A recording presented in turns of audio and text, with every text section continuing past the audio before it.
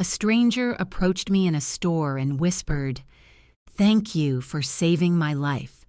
Tomorrow everything will change." I thought he had the wrong person. But in the morning, I got a text from the bank, a deposit of $24 million. The sender, that same stranger. Good day, dear listeners. It's Anna again. I'm glad you're here with me. Please subscribe to my channel and like this video. And also let me know in the comments which city you're listening from. That way I can see how far my story has traveled. The day it all started, I was standing in the cereal aisle of Kroger debating whether I could afford the name brand oatmeal or whether I needed to reach for the store label again. I chose the store label. That was the kind of woman I was back then. Practical to the point of pain, careful with every dollar, always calculating. My name is Sarah Mitchell. I'm 43 years old, and at the time of the incident, I was a registered nurse working the day shift at Riverside Memorial Hospital in a mid-sized Texas town called Claremont. I'd been a nurse for 17 years. I was good at it. I genuinely loved it, but loving your work and being compensated fairly for it are two very different things, and nobody had ever confused nursing with wealth.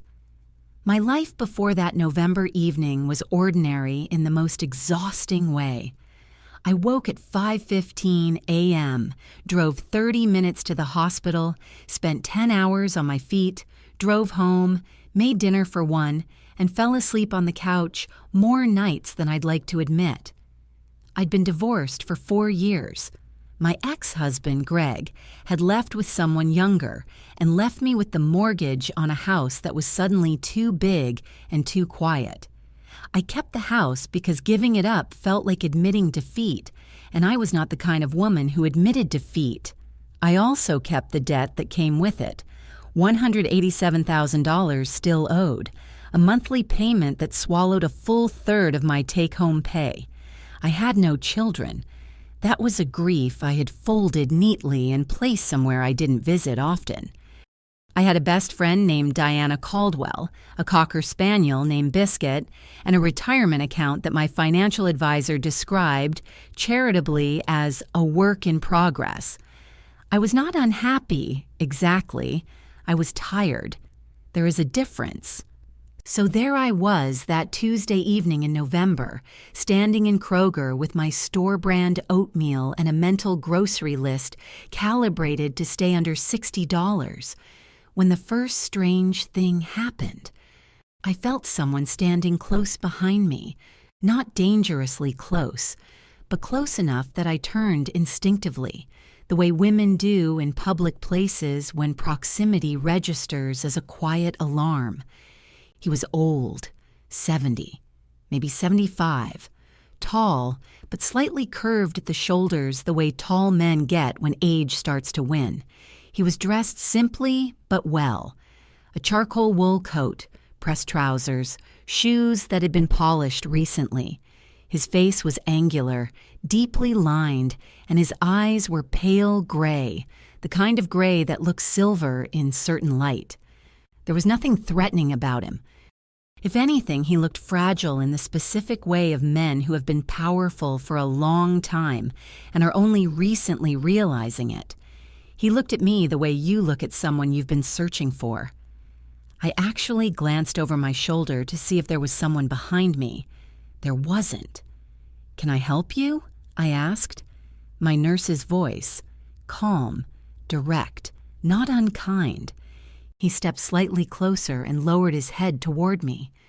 What he said in barely more than a whisper, as if the words were not meant for anyone else in the universe except the two of us. "Thank you for saving my life. Tomorrow, everything will change."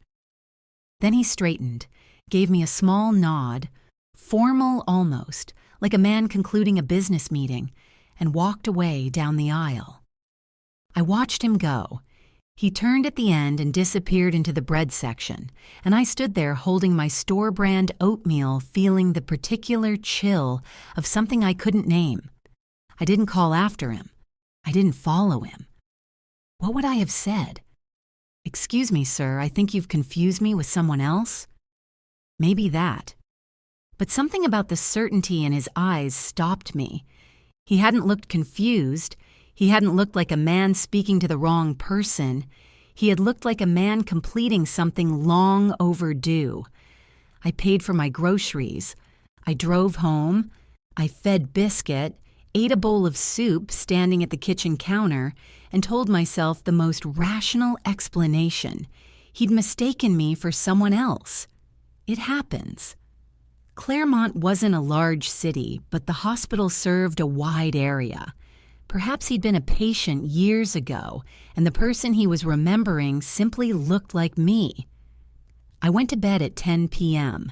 I set my alarm for 5:15 as always, but I lay in the dark for a long time, staring at the ceiling, the old man's pale eyes refusing to leave my mind. Thank you for saving my life. Which life? When? I had saved, or helped save, dozens of lives over 17 years, maybe more. That was the nature of my work. You showed up, you did what needed to be done, and then the patient went home and you went on to the next one. You didn't expect to be remembered. You didn't expect anything, really.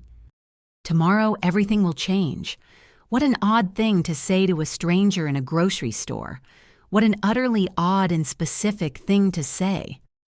I fell asleep eventually, and in the morning, everything changed.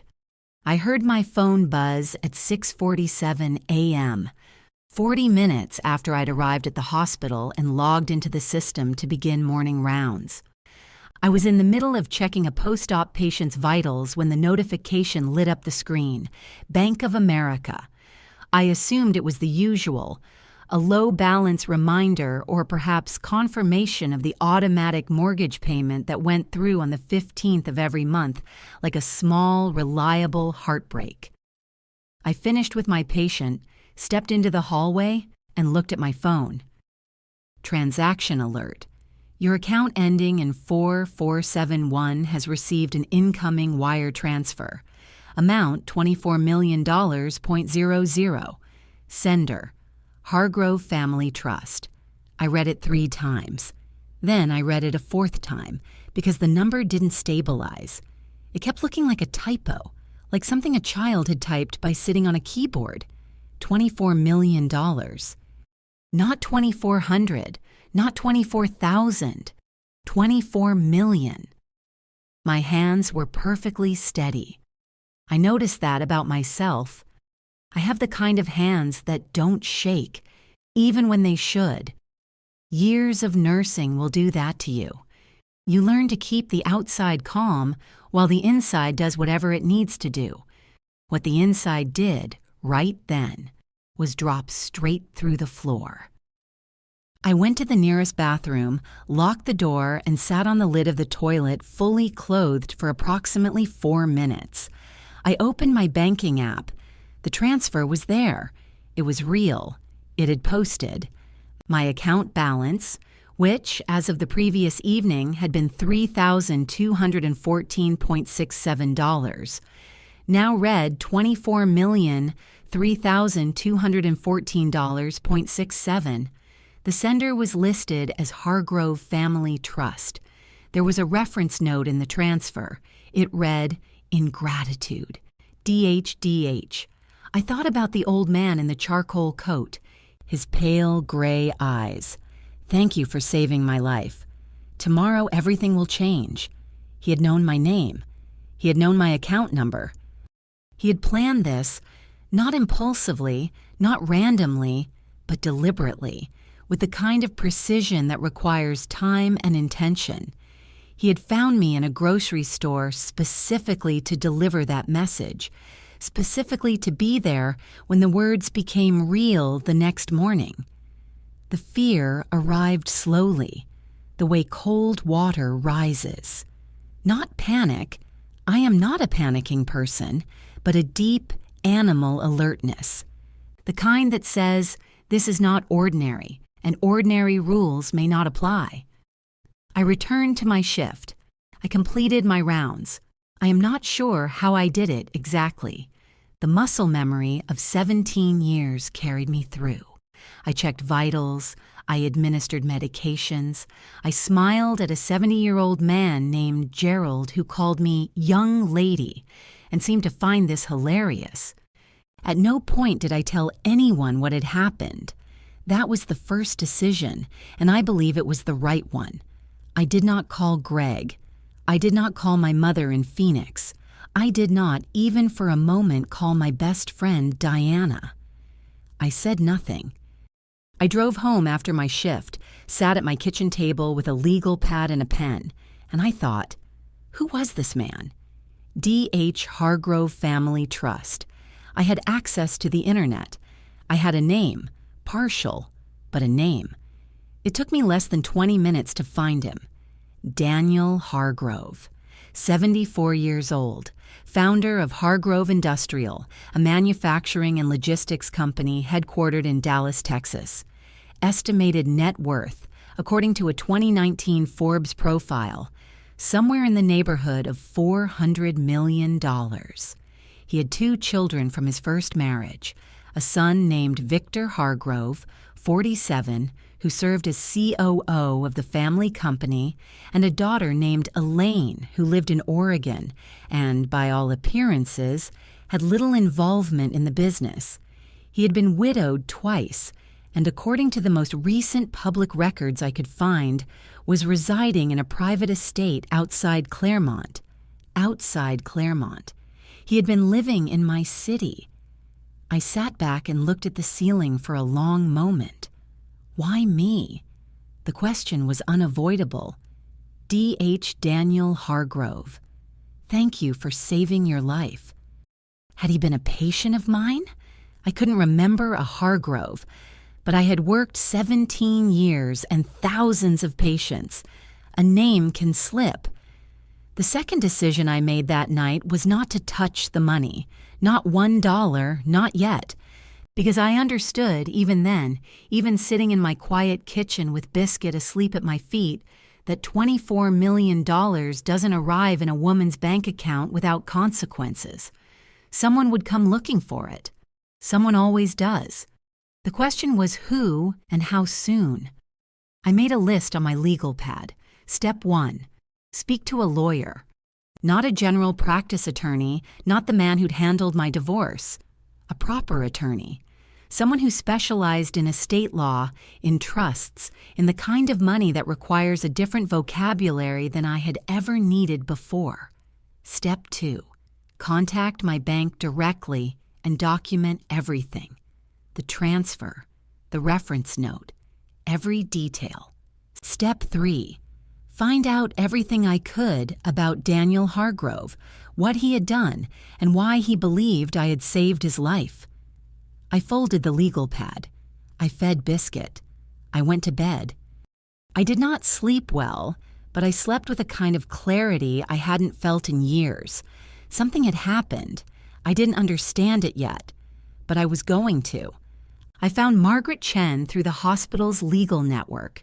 She was the attorney who handled malpractice consultations for several of our staff physicians, and 2 of my colleagues had described her as the kind of lawyer who reads a contract the way a surgeon reads a body. Nothing gets missed. She had an office on the 4th floor of a downtown building that smelled faintly of sandalwood and seriousness. And when I sat across from her desk the following Thursday morning and told her what had happened, all of it, from the grocery store to the bank alert to the $24 million sitting untouched in my account, she listened without interrupting for 14 minutes straight. Then she picked up her pen. "You haven't spent any of it," she said. "Not a cent." "Good." She wrote something down. "You haven't told anyone." "Only you." "Better." She looked at me steadily. "Sarah, what you're describing is a voluntary wire transfer from a named trust to your personal account with a documented reference note. That's not fraud on your part. That's not theft. But it will be contested. I can almost guarantee it. And when it is, you want to have done everything correctly from the beginning." She explained the legal landscape in the calm, methodical way of someone who has navigated it many times. The transfer itself was legal. It had come from a legitimate trust. Whether it was a valid gift or whether someone would argue Daniel Hargrove had been incompetent or coerced when he authorized it was another question entirely, one that a court would ultimately have to answer if it came to that. "We need to document everything," she said, "and we need to find out if Hargrove left anything in writing." He had. It took Margaret 4 days to locate it, working with a records contact at the county courthouse.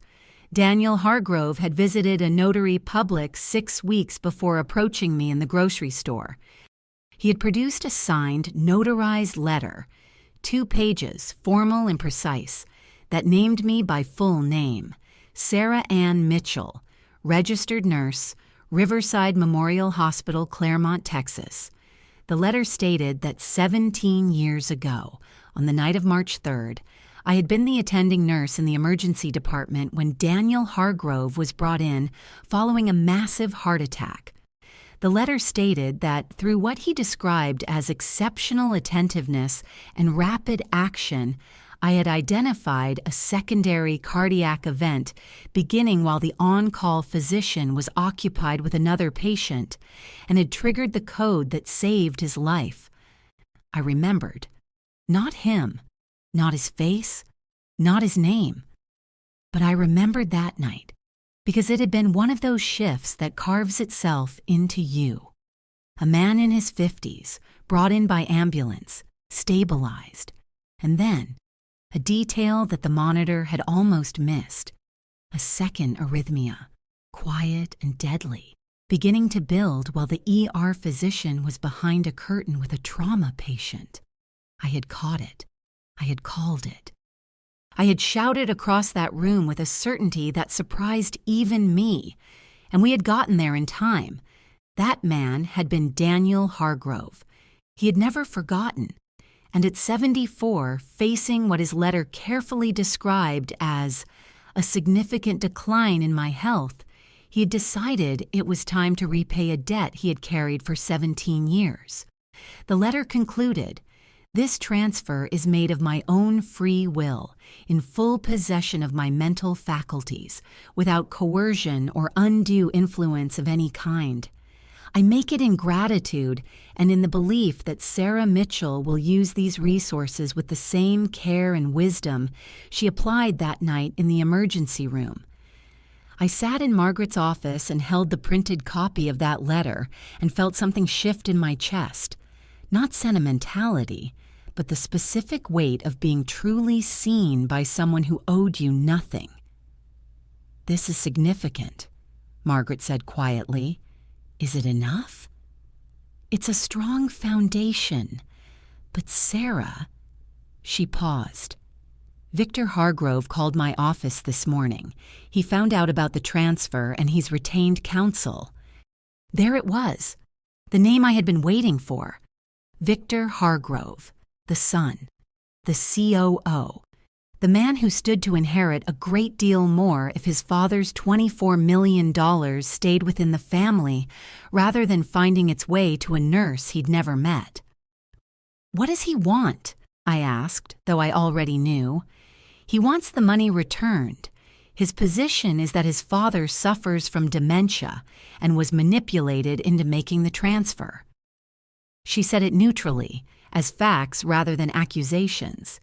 He used the word exploited. I felt the cold return, the same rising tide as in the hospital bathroom the morning I had read the bank alert, but beneath it, something else, something that hardened rather than softened. "Does he have any evidence his father has dementia?" I asked. Margaret smiled for the first time, small, precise. "That's exactly the right question." He did not yet. What he had was an attorney, a temper, and a great deal of money to fight with. But Daniel Hargrove's letter existed. The notarization existed. The documented date, 6 weeks before the transfer, before any decline, Victor might try to retroactively construct, existed. I looked at the letter one more time. I make it in gratitude. What do we do next? I asked. Margaret uncapped her pen. We protect it, she said. The plan Margaret and I built over the following 2 weeks was methodical and careful. Built on paper and precedent rather than emotion, we filed the notarized letter with the county probate court as a preemptive measure, establishing a public record of the gift's intent before anyone could argue otherwise. We requested a full transaction history from Bank of America and had every document certified. We also obtained, through a medical records request that Margaret filed on my behalf, the ER records from March 3rd of that year, records that confirm Daniel Hargrove's admission, his cardiac events, and the nursing notes from that shift. My nursing notes, my handwriting, my initialed observations, time-stamped and clinical, describing exactly what I had noticed and when.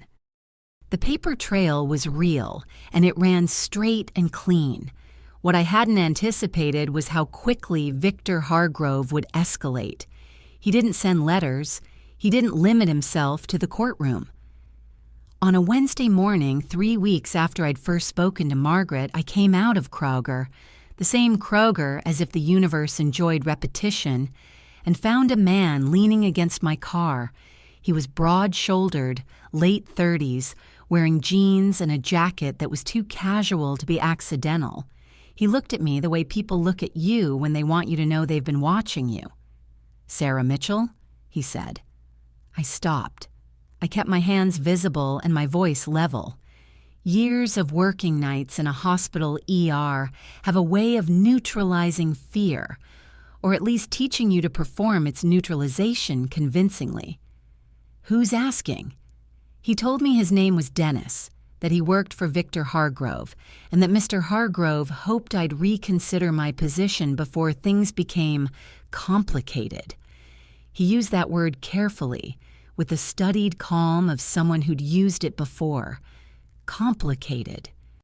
He said that $24 million was a lot to carry, that people who found themselves in possession of money that didn't belong to them sometimes found their lives becoming unpredictable. He said this while looking at my car, my groceries, my house keys in my hand. It was not a legal threat. It was the other kind. I looked at him for a long moment. Then I took out my phone, opened the camera, and photographed his face. "I'm going to walk to my car now," I said, "and my attorney is going to receive documentation of this conversation within the hour." He stepped aside. He didn't say another word. I drove home with steady hands and a heartbeat that was only slightly elevated, which I considered, under the circumstances, a personal victory. Margaret filed a harassment report that same day. 2 days later, Victor Hargrove himself appeared, not in person, but through his attorney, a sharp-suited man named Bradley Foss, who delivered a formal demand letter requiring me to return the funds without condition within 14 days or face civil litigation alleging financial elder abuse. The letter was designed to frighten. It was, I'll admit, partially successful. I sat in Margaret's office and read it twice, and I felt the particular loneliness of being a woman of ordinary means suddenly squared off against a man with $400 million and a motivated son. Victor Hargrove could fund this fight indefinitely. I was living on a nurse's salary, a mortgage, and $24 million I hadn't touched. "He's counting on you to fold," Margaret said. "I know. Are you going to?"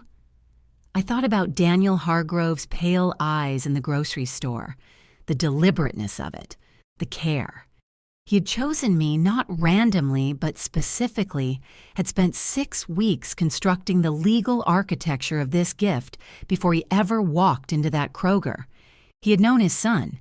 He had anticipated this. "No," I said. Margaret responded to Bradley Foss's letter with a document that was 22 pages long and cited 7 legal precedents.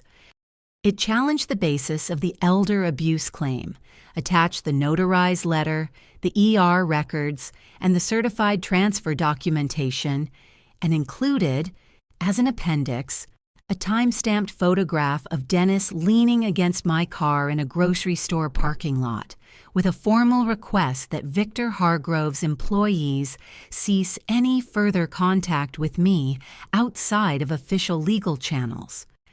2 days later, through his attorney, Victor went quiet. Not gone. Quiet. There is a difference, and I had learned by then to understand it. I took 4 days off work. I drove to a small lake house I rented for the week in East Texas, a place with pine trees and no good cell reception, and I sat on the porch each morning with coffee and biscuit in my lap and let my nervous system do what nervous systems need to do after extended periods of sustained threat. It shook a little. Then it steadied. I was not defeated. I was resting. And there is something powerful I discovered in understanding the difference. The call came on the 3rd day of my lake retreat, patching through despite the poor reception in a way that felt intentional, as though even the signal bars were conspiring with Victor Hargrove. It was Bradley Foss, his attorney, professional, smooth, calibrated to sound reasonable. "Miss Mitchell," he said, "my client would like to propose a resolution that avoids further legal expense for both parties." A pause.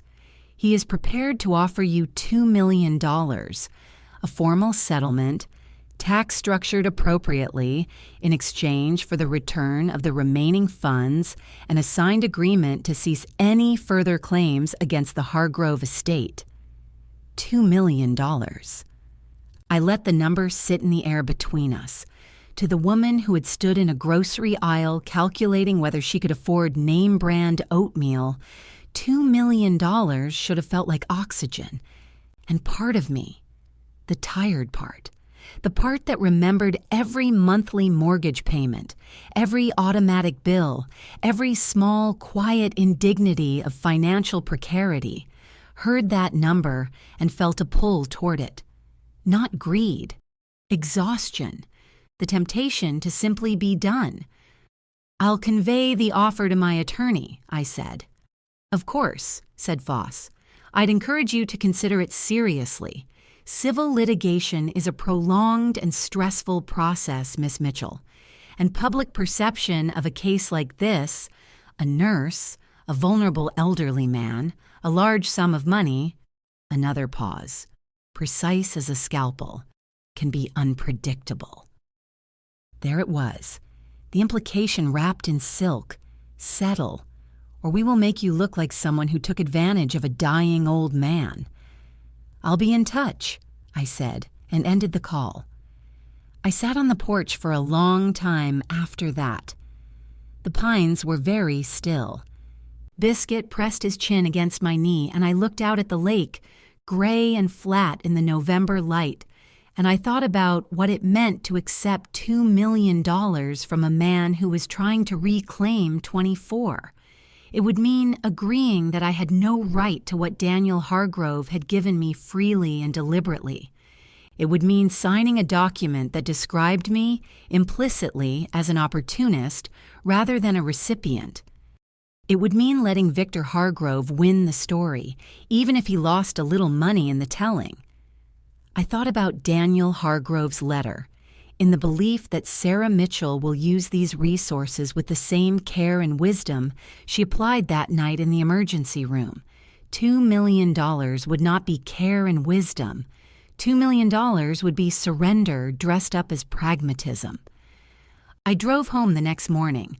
I called Diana Caldwell from my kitchen table, and I told her everything. Diana is a high school history teacher, practical and fierce in the way of women who spend their days managing classrooms full of teenagers who don't want to be there. She listened to the whole story without interrupting, which for Diana was an extraordinary act of self-restraint. And when I finished, she was quiet for a moment, He gave you the money because you saved his life, she said. Yes. And his son is trying to take it back because he's angry he didn't get it. That's the essence of it. And they're offering you $2 million to go away quietly. Yes. Another pause. Then Diana said, Sarah, you know what that offer actually is? It's evidence. It's Victor Hargrove telling you in writing that he knows his case is weak. A man who believes he's going to win in court doesn't offer settlements. He makes you fight. I had already thought this, but hearing Diana say it, calm and certain across the kitchen phone, made it real in a different way. It settled into my spine. I need to find out more about him, I said, about Victor. I know someone, Diana said, a former student. She's an investigative journalist now, does work for the Dallas Morning News. I can make a call. Over the following week, through Diana's contact, a young woman named Priya Nair, sharp and meticulous, I learned the fuller picture of Victor Hargrove. He had been in conflict with his father for years over control of the company. 2 board members, contacted quietly by Priya, confirmed that Daniel had been considering limiting Victor's role and had recently changed his personal estate documents, changes that Victor had learned about and contested. The dementia claim Victor was building against his father was not new. It had first appeared in family communications 8 months earlier, months before the transfer to me, as a convenient framework to begin challenging his father's decisions. Daniel Hargrove had not been impulsive. He had seen this coming. He had protected his gift to me with the only tools available to a man who understood his son well enough to know that love would not be enough. I was not just a nurse he had wanted to thank. I was also, I began to understand, a final act of resistance from a man who had spent his last healthy months refusing to let his son rewrite history. That knowledge did not make me feel powerful. It made me feel responsible. And responsibility for a nurse of 17 years is far more motivating than power. They came on a Saturday morning in early December, which I will always find telling. People who want to seem benign choose Saturdays. Saturdays say, this is not business, this is human. I had just come back from a walk with Biscuit when I saw the car in my driveway, a black Mercedes, immaculate, with Dallas plates. And standing at my front door in cashmere coats and practiced expressions of warmth were Victor Hargrove and his wife Celeste. I had seen photographs of Victor, press photos from Hargrove Industrial's corporate website. He was tall, well-built, with his father's angular features softened into something more palatable, more accustomed to boardrooms and dinners. Celeste was blonde and polished and held a small bouquet of flowers, which told me everything I needed to know about what kind of visit they had decided this would appear to be. Sarah, Victor said, and his voice was different from what I'd expected. Warmer, almost intimate. Sarah, not Miss Mitchell. I'm so glad you're home. I'm Victor. We spoke, well, through attorneys. I thought it was time we actually spoke as people. He smiled. It was an excellent smile. I looked at the flowers Celeste was extending toward me. Then I looked back at Victor. You should have called first, I said. I know. You're right. He raised his hands slightly, a gesture of disarmament. I was afraid if I called, you'd say no, and I think this conversation is important enough to have in person. Another pause, and then something that landed in a register just slightly below warmth, closer to rehearsed sincerity. My father is very ill, Sarah. I think you know that. And I think, in your heart, as a nurse, as someone who spent her career caring for people, you understand that this situation has caused enormous pain to our family. There it was, the framing I had anticipated. Not you stole money, but Imagine how we're suffering. I invited them in. Not out of softness, out of the same instinct that made me open the camera on my phone when Dennis leaned against my car. I wanted to hear everything they would say inside my house, where I was calm and they were performing. We sat in my living room. I offered nothing. No coffee, no water. Biscuit regarded Victor from across the room with the mild suspicion of a dog who understands energy. Celeste spoke first once Victor had settled his opening lines. Her voice was softer, more worked over than her husband's. "We're not here to fight," she said. "We're here because we want you to understand the full picture. Daniel Tiua, my father-in-law, he's not been himself for some time. These last 2 years, he's made decisions that have frightened us. Giving away enormous sums of money is a symptom, Sarah. It's a classic symptom. We're not angry at you. We're worried about him." She said it beautifully. I believed she had said it many times, perhaps to herself in the mirror. "Victor contests the transfer because he loves his father," Celeste continued, "not because of the money. The money is secondary." Secondary. $24 million secondary. Victor leaned forward. His voice dropped, confiding man to woman, as if we were in this together. "Sarah, I've done some reading about you. You're an extraordinary nurse. You've given your life to caring for others. You don't need a legal battle. You don't need the press picking through your personal history. A slight emphasis on press, not quite a threat, not quite not one. Take the settlement. Live well. Nobody needs to know the details." I let the silence run for a moment, long enough to be noticed. "Victor," I said, "I want to make sure I understand what you're telling me. You're saying that your father, a man who ran a $400 million company until recently, who has no formal diagnosis of dementia on record, who visited a notary of his own volition 6 weeks before the transfer and produced a coherent, legally sound document. You're saying this man didn't understand what he was doing when he chose to give money to a woman who saved his life." Victor's smile held, but something behind it shifted. "He's a vulnerable adult. He was assessed by his own physician 14 months ago," I said. "I have a copy of that assessment. Cognitively intact were the exact words. 14 months ago, Victor. 2 months before you first began raising dementia concerns in family communications." The room changed temperature. Celeste's flowers were sitting on my coffee table between us. Nobody had asked for a vase. "You've been doing your research," Victor said.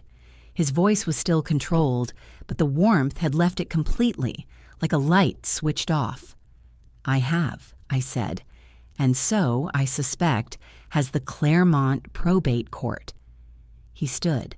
Celeste followed a half-second later, which told me something about the architecture of their marriage.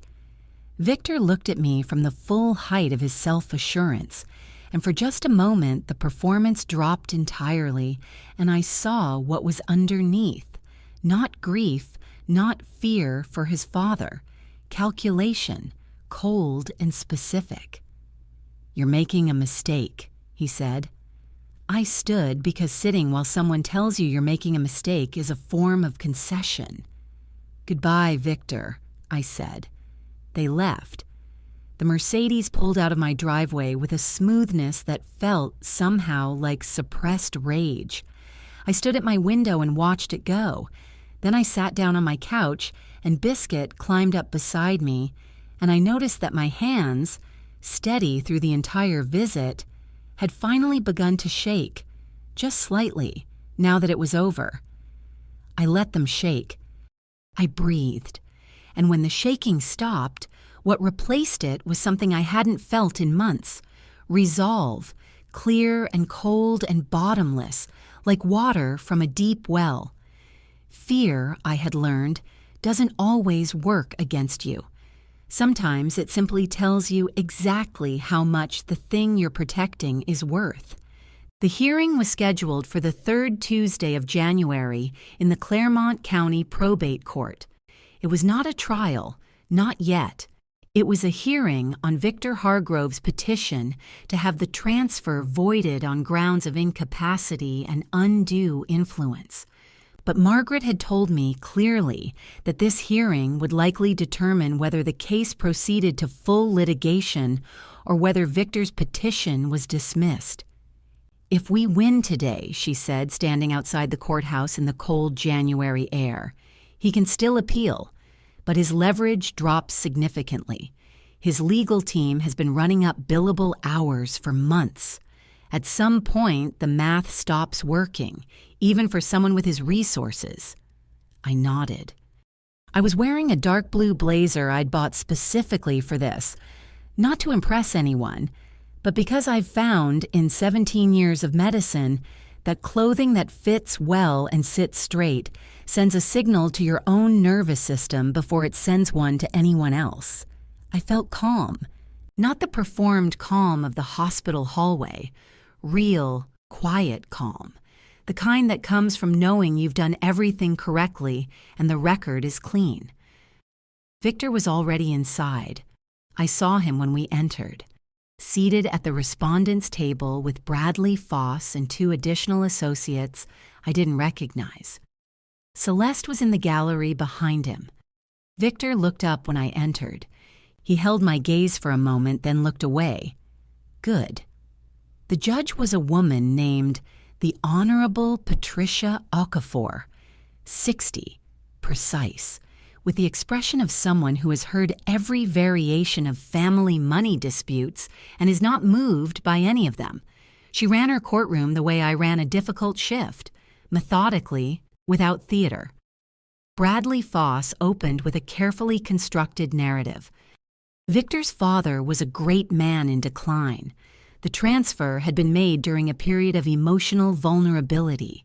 A trusted healthcare figure had gained access to a lonely elderly man and had leveraged that relationship, however unintentionally, to receive a gift of extraordinary size that no reasonable person in sound mind would make to a near stranger. He said it well. He was a good attorney. Then Margaret stood up.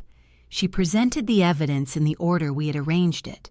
The notarized letter first entered into the record as Exhibit A, then the ER records from March 3rd, my handwritten nursing notes, time-stamped, establishing both the event and my role in it.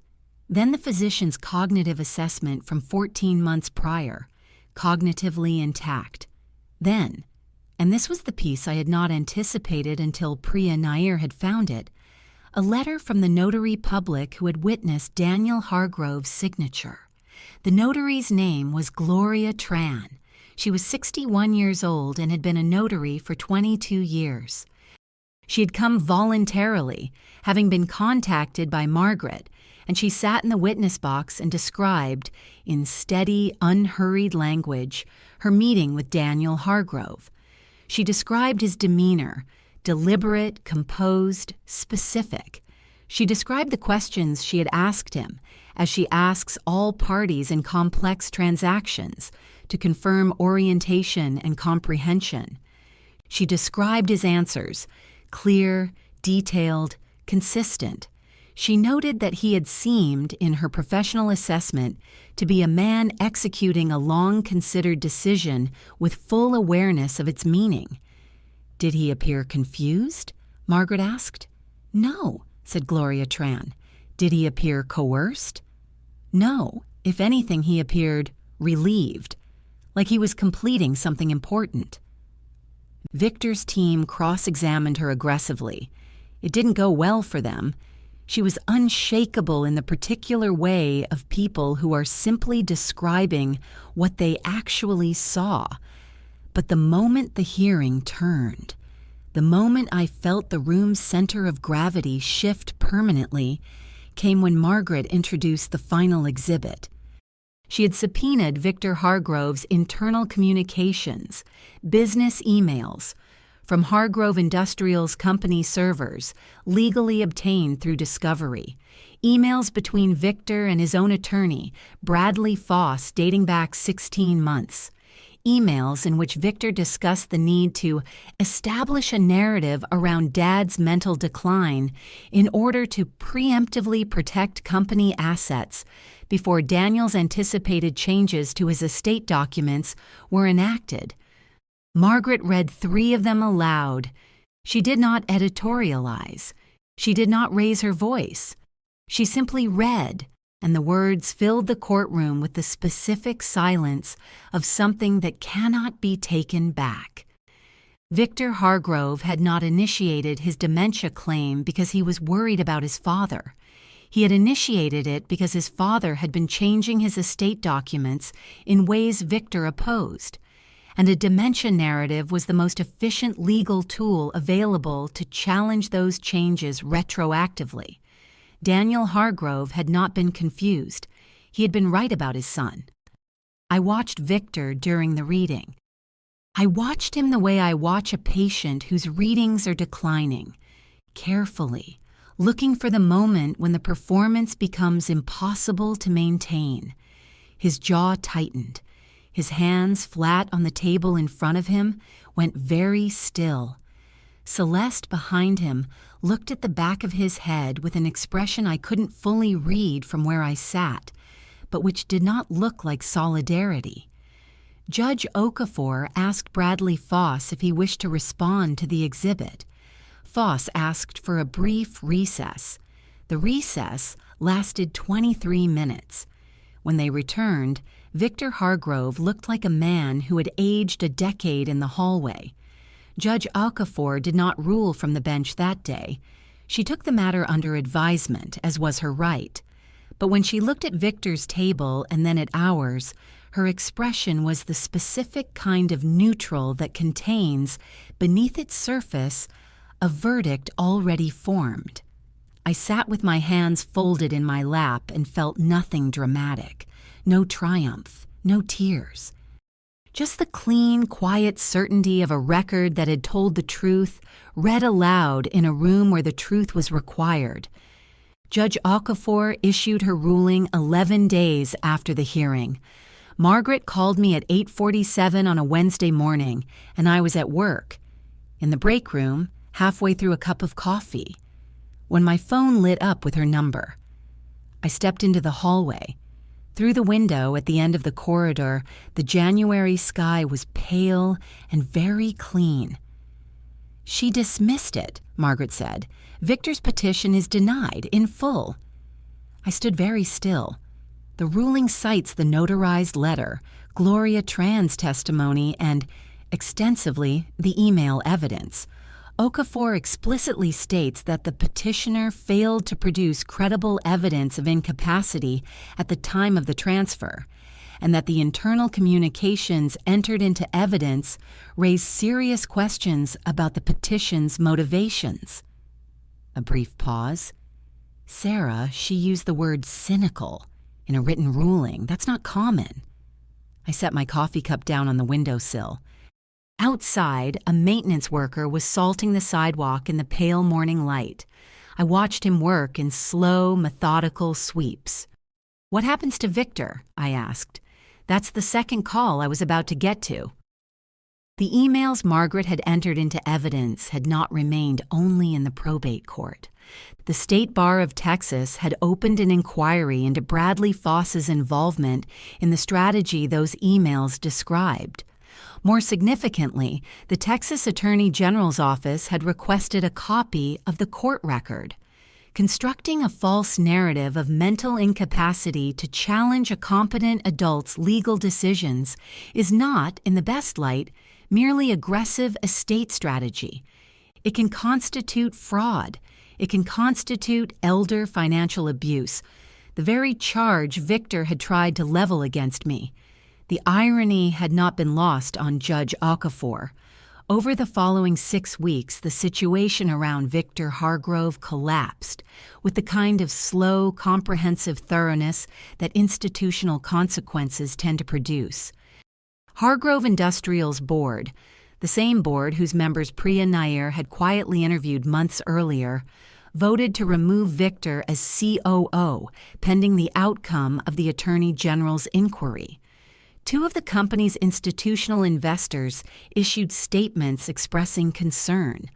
A lawsuit was filed against Victor personally by 2 of Daniel Hargrove's estate trustees, who had obtained independent legal advice following the disclosure of the emails and were now pursuing action on behalf of the estate for breach of fiduciary responsibility. Celeste filed for divorce in February. I learned about that last detail from Diana, who had heard it from Priya, who had seen the court filing. I sat with that information for a moment without knowing exactly what I felt. Not satisfaction, or not only satisfaction. There was something more complicated in it. The recognition that the consequences of dishonesty tend to be wider than the dishonesty itself, catching everyone in proximity. I transferred the money to a new account, a proper wealth management arrangement that Margaret had helped me establish with a fiduciary financial advisor, a woman named Karen Ossie, who specialized in exactly this kind of transition and who looked at my financial history with the careful neutrality of a doctor reviewing a chart. We established a legal trust. We arranged tax counsel. We did everything correctly, which is the only way I know how to do anything. On the day the trust was formalized, I drove to the county records office and requested a certified copy of Daniel Hargrove's notarized letter. I had one already, of course, but I wanted a fresh official copy, one issued after the ruling, one that carried the full weight of what had been decided.